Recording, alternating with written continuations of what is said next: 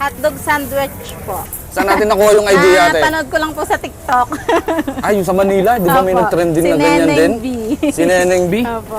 Magkano yung yung isang order na ganyan? 50 po. Kasi dati parang mais kayo, no? Mais pot, bibingkat po, tubong-bong. Yes, ang dati mais, namin. bibingka, puto. Ngayon, Ngayon po, hindi na po season, ito muna. nakakailang piraso ka na natin sa isang araw? 8 kilo pong hotdog, siyam. Hanggang Wow, 8 kilong hotdog, nakakaubos na siya na 8 kilong hotdog sa isang araw. Apo. At kailan nyo ito sinimulan? Mahigit na po kaming 1 linggo. Bale ay so far si ate pa lang ang meron ganitong klase na binibenta, yung hotdog sandwich overload. Salamat dun sa mga napapanood natin sa TikTok, YouTube, Facebook. Nagkakaroon tayo ng mga idea kung ano yung mga pwedeng negosyo. At ito ay inadapt ni ate yung nag-trending sa Manila. So dito lang ho yan sa Ibaan Night Market. Makikita nyo yan dito. Pagpasok nyo dito sa may gate, ayan, nandito lang sa side si ate.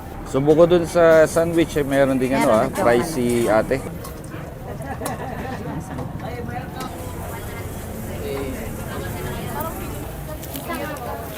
May drinks pa. Sige pa, are na pang nasa.